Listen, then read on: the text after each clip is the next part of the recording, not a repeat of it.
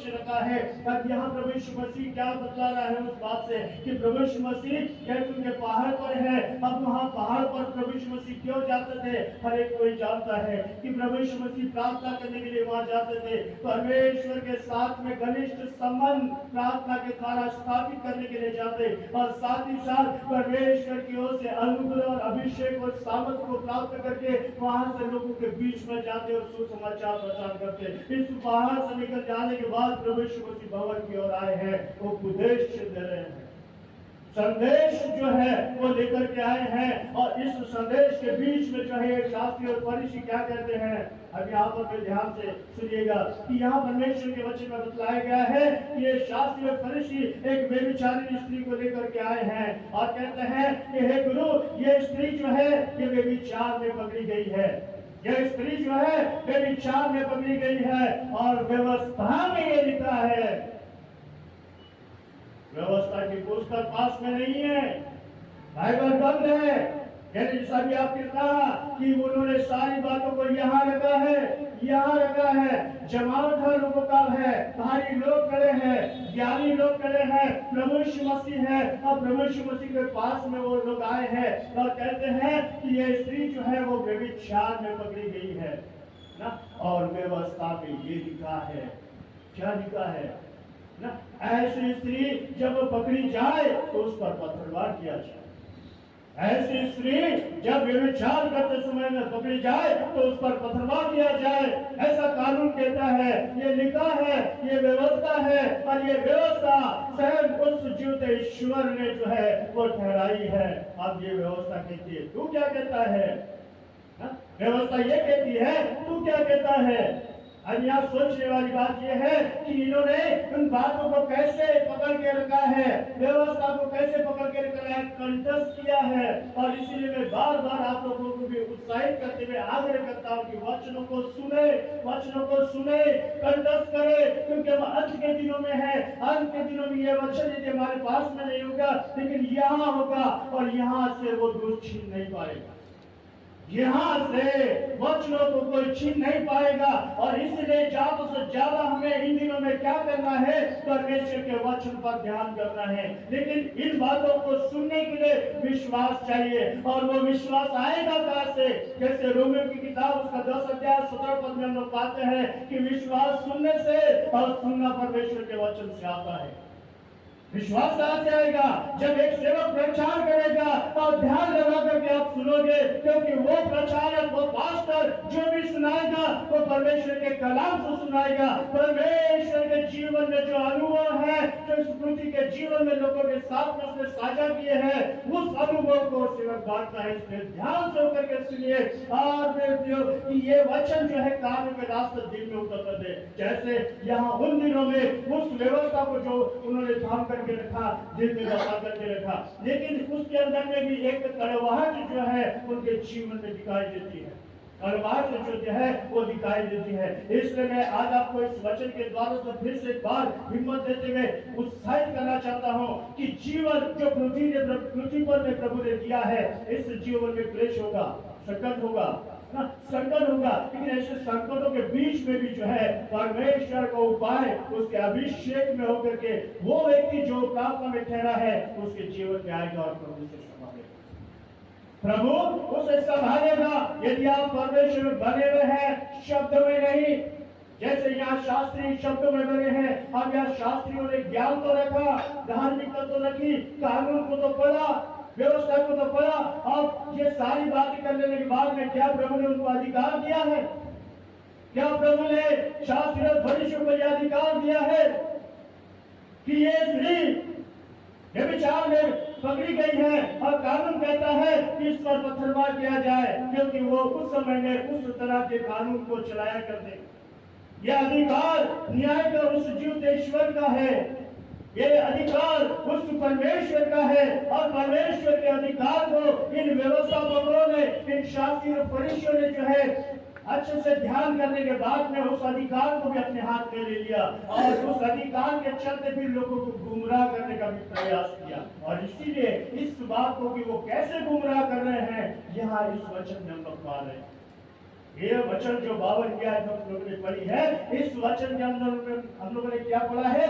हाय तुम व्यवस्था पकों पर तुमने ज्ञान की कुंजी ले तो ली, परंतु तुमने आप की प्रवेश नहीं किया।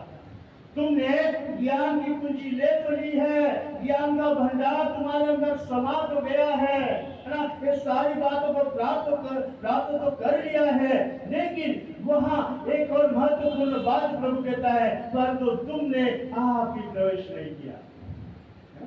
परंतु तुमने आप ही प्रवेश नहीं किया। इसका मतलब कि वो अधिकार जो परमेश्वर का है, स्वयं उन्होंने उस अध्ययन के आधार पर, ज्ञान के आधार पर, नॉलेज के आधार पर, बाहरी धार्मिकता के आधार पर अपने आप को ऐसे लोगों के समक्ष रखा है कि सारा अधिकार हमारा है ना, सारा अधिकार जो है हमारा है। हम लोग कानून व्यवस्था बहुत अच्छे से जानते हैं, बाइबल को बहुत अच्छे से जानते हैं, और ये लोग जो है पीछे है। उदाहरण के तौर पे कि कैसा ये शास्त्री और फरीसियों का जीवन है, यहाँ पर वे लिखा गया है, और प्रवेश करने वालों को भी रोक दिया। अब जो लोग परमेश्वर को सुनना चाहते हैं, प्रभु यीशु मसीह का अनुसरण करना चाहते हैं, उसके पीछे हो लेना चाहते हैं, उनको भी रोक दिया। कैसे रोक दिया? यही इसी पुस्तक में जब लूका रचित सुसमाचार 18 अध्याय में जब लोग आ जाते हैं, वहां पर एक उदाहरण देखने में आता है, उसको भी आप घर जाकर के पढ़िएगा। इधर यहाँ मेरी और ध्यान लगाइए। उस अध्याय के अंदर में भी उदाहरण है, एक फरीसी है और एक चुंगी लेने वाला है, अर्थात ये एक धर्मी व्यक्ति है, एक पापी व्यक्ति है। अब ये दोनों भी भवन के अंदर में गए, जैसे हम लोग भवन में आ जाते हैं ना, हम लोग भवन में आते हैं, किस कारणवश हम लोग भवन में आते हैं कि हम लोग परमेश्वर ने जो भी बातें हमारे जीवन के भलाई के रूप में की है, हमारे जीवन को जो सुरक्षित किया है, हमारे जीवनों में जो आशीष दी है, हमें स्वस्थ जो रखा है, नया दिन जो दिया है, नई सांसें जो दी है, नई समझ जो दी है, नया ज्ञान जो दिया है, इसके एवज में हमें क्या करना है? परमेश्वर के भवन में आना है, और परमेश्वर के भवन में आकर के उसका गुणगान करना है, और वापिस से परमेश्वर की जो आज्ञा है उस आज्ञा को सुनना है, उसके अनुसार जो है ये 6 दिन जो हमारे जीवन में होते हैं उसके अनुसार कामकाज करना है। इस कारणवश जो है लोग प्रभु को सुनने के लिए प्रभु की उपस्थिति में आते हैं और प्रभु को जानने और प्रभु के वचन को जानने का प्रयत्न करते हैं। अब ये लोग भी जो है भवन में गए हैं, अब भवन में जाने के बाद में ये दोनों की प्रार्थना बतलाई गई है।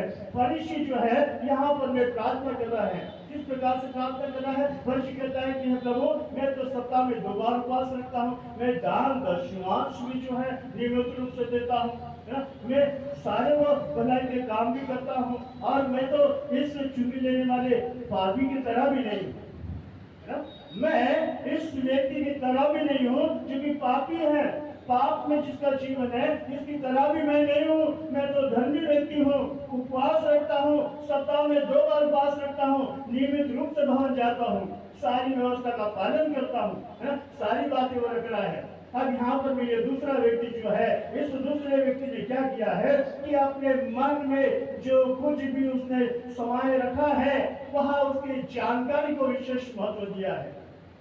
जीवन में जो बातें उसने समा करके रखी है, जीवन में जो अनुभव उसने लिया है, उस अनुभव के आधार पर वो अपने आप को इतना शून्यवाद कर रहा है और स्वर्ग की ओर, आकाश की ओर, सिराओं के युवा परमेश्वर की ओर अपनी आंखें भी जो है उठाना नहीं चाह रहा है, झुक गया है, भूमि की ओर झुक गया है। झुक जाना नम्रता और दीनता को दिखलाता है। यहाँ वो अपने आप को उसने खाली कर दिया, दीन हो गया, नम्र हो गया, और नम्र होने के बाद में अपनी आंखें तक जो है आसमान की ओर उठाना नहीं चाह रहा है, उस परमेश्वर की ओर उठाना नहीं चाह रहा है। लेकिन जो जानकारी उसके मन में है, जो अनुभव उसके जीवन में उसने लिए है, उस अनुभव के आधार पर उसने ये जानकारी रखी है कि मैं पापी हूँ, मैंने पाप किया है, मैं पापी व्यक्ति हूँ। आज मेरे प्रियो, इस पाप की जानकारी को कि हम लोग अपने जीवन में लेकर के चल रहे हैं, ये पाप की जानकारी कि हम लोगों के जीवन में भी कोई पाप हो गया हो, किसी के प्रति द्वेष हम लोगों ने कर रख लिया हो, किसी के प्रति क्रोध रख लिया हो, किसी के प्रति ईर्ष्या रख ली हो, किसी के प्रति बुरा सोच लिया हो, किसी के प्रति बुरा कह लिया हो, कोई जानकारी? साधारण शब्द है, साधारण से शब्द है, उसको तो यूं ही माफ कर देता है प्रभु, है ना? हम लोग ऐसा समझते हैं कि साधारण शब्द है, निकल जाते हैं, मनुष्य है। लेकिन मैंने आपसे कहा था कि अंतिम दिनों में एक एक शब्द भी जो है उसकी विचारधारा क्योंकि प्रभु की ओर से क्षमा का अनुग्रह का समय जो है वो समाप्त हुआ है। अनुग्रह का समय समाप्त हुआ है। मैं फिर से कह रहा हूं अपने शब्दों को दोहरा करके कि अनुग्रह का समय समाप्त हुआ है। और अनुग्रह के समय पे यदि हम लोग काम करके चले, मुझ पर अनुग्रह होगा, मैं पाप करूंगा फिर मैं क्षमा करूंगा, क्षमा मांगूंगा तो प्रभु अनुग्रह कर देगा। सारी दुनिया में हाहाकार मचा हुआ है। सारे लोग जो है अभी हैरान और परेशान है ना। लोग मारे जा रहे हैं, लोग भूख से तड़प रहे हैं, कई बार से जो है वो पीड़ित हुए और कई जाकर भूकंप से है। मेरे प्रिय सोच करके देखिए ना कि कैसा अनुग्रह, कहाँ है अनुग्रह? अनुग्रह पर तो प्रभु ने रोक लगा दी है। और यदि उस बात को गलत फहमी में हम लोग लेकर के चल रहे हैं तो मेरे प्रियो आज हम लोग भूल में हैं। ये समय प्रभु ने दिया है वो केवल छुटकारे का दिया है। छुटकारा आज भी हो सकता है। छुटकारा जो है हमको उद्धार की ओर ले जा सकता है। और वो अनुग्रह जो प्रभु ने हमारे जीवन के रखा था उस अनुग्रह में प्रवेश हो सकता है। ये छुटकारा आज हमें मिल जाए। अपने जीवन में जो बंधन पड़े हैं उन बंधनों से यदि हम लोग छुटकारा पा लेते हैं, उन विचारों से, उन आदतों से, उन स्वभाव से और उन बुरी बातों में जो भी बातें हमारे जीवन में जिन बातों से जब लोग निकल जाते हैं, अधिकार कर लेते हैं इस व्यक्ति की तरह जो आसमान की ओर भी देखना नहीं चाह रहा है, झुक गया है, नम्र हो गया है, भूमि की ओर देख रहा है और कह रहा है कि मैं तो पापी हूं।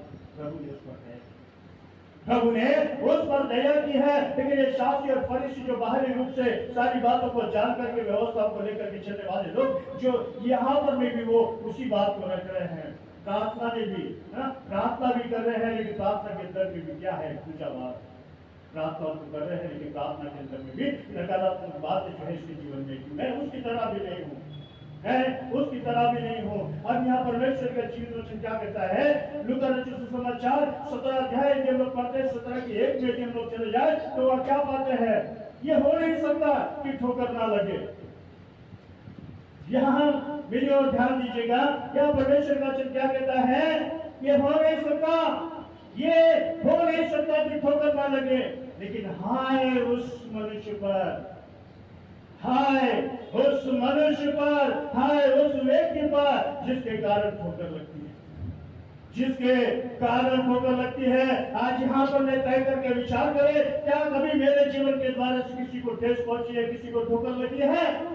जो स्वर्ग जाने की तैयारी में जुटा है, आध्यात्मिक रूप से तैयारी में जुटा है, आराधना प्रार्थना में जुटा है, और ऐसे व्यक्ति को क्या मेरे शब्दों के द्वारा से कोई ठेस पहुंची है? क्या मैं उसके लिए ठोकर का कारण बना हूं?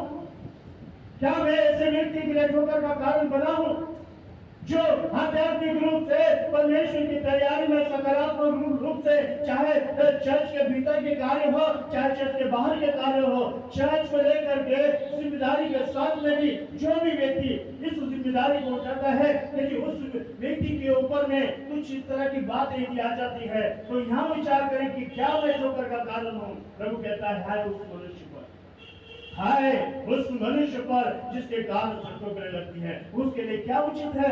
उसके लिए यह उचित है, उसके लिए यह भला है कि चक्की का पाट जो है उसके गले में डाला जाए, चक्की का बड़ा पाट जो है उसके गले में डाला जाए और उसको समुद्र में जो है वो छोड़ दिया जाए। कहाँ छोड़ दिया जाए? कहाँ छोड़ दिया जाए? समुद्र के अंदर में छोड़ दिया जाए। ऐसे मनुष्य को जिसके कारण जो ठोकर लग रही है। अब यार ठोकर यहाँ शास्त्री और फरीसी के द्वारा सुनी लग रही है। मेरे प्रियो, मैं आज आपको इस बात से उस गहराई की ओर लेकर के चलना चाह रहा हूँ, क्योंकि मैं जानता हूँ इस पृथ्वी पर आज हर एक व्यक्ति अपने जिम्मेदारी में कहीं न कहीं उस जिम्मेदारी को लेकर के चलने का प्रयास और प्रयत्न कर रहा है, लेकिन कहीं न कहीं शैतान के आक्रमण जो है वो लगातार आ रहे हैं, लगातार आ रहे हैं, लगातार आ रहे हैं। किसी न किसी माध्यम से, किसी ना किसी माध्यम से हर एक व्यक्ति के जीवन में कोई ना कोई बात जो है वो शैतान लेकर के आ रहा है। और ऐसे समय में हम तय नहीं कर पा रहे हैं कि कितना समय प्रभु को देना है, कितना समय परमेश्वर के वचन को देना है, कितना समय आराधना प्रार्थना को देना है, तय नहीं कर पा रहे हैं। मैं आज आपसे कहना चाहता हूँ मेरे प्रियो, या परमेश्वर के जीवित वचन के द्वारा से कि यहाँ पर इन शास्त्री और फरीसी ने जिन बातों को प्राप्त किया है, उसके आधार पर उस कानून व्यवस्था का भार जो है, उस कानून व्यवस्था का वजन जो है, ऐसे व्यक्ति पर जिसने अपराध किया है उसके ऊपर में डाल देते थे। अब ना तो उस इस तरह का व्यवहार करने के द्वारा से वो स्वर्ग जा सकते हैं, ना गवाह आने के कारण से वो लोग जो उनको सुन रहे हैं वो जा सकते हैं। ना तो दबाव देने वाला व्यक्ति स्वर्ग जा सकता है, न दबाव को सुनने वाला और सहने वाला व्यक्ति स्वर्ग जा सकता है। इसलिए यह वचन में हम लोग पा रहे हैं कि हाय तुम व्यवस्थापकों पर, तुमने ज्ञान की कुंजी ले तो ली, परंतु तुमने आप ही प्रवेश नहीं किया। हाँ, प्रवेश करने वालों को भी रोक दिया। जो लोग प्रवेश करना चाह रहे हैं उनको भी तुमने रोक दिया। क्या बात से रोक दिया है? कानून व्यवस्था में लिखा है, कानून ये कहता है, व्यवस्था ये कहती है, परमेश्वर का वचन ये कहता है। इसलिए सारी बातों को कहकर के जो है दबाव ऊपर में डाल दिया है। और वो व्यवस्था जो ठहराई गई थी कि छोटी छोटी बातों का पालन करना है, पालन करने से चूक जाते हैं। प्रभु यीशु मसीह ने भी कहा है, जिस प्रकार से मत्ती सुसमाचार 5:17 में हम लोग पाते हैं, प्रभु यीशु मसीह कहता है कि मैं व्यवस्था को लोप करने नहीं, व्यवस्था को लोप करने नहीं, पर उसको पूरा करने के लिए आया हूँ। है ना? व्यवस्था को समाप्त करने के लिए नहीं आया, लेकिन व्यवस्था को पूरा करने के लिए आया। आप प्रभु यीशु मसीह के जीवन पर लोग ध्यान देते हैं कि प्रभु यीशु मसीह ने किस तरह से उस व्यवस्था का पालन किया। एक बिंदु, एक पॉइंट जिसके अंदर में कुछ आज्ञा है, प्रभु ने उसको भी पूरा किया। छोटा सा पॉइंट होता है ना, पॉइंट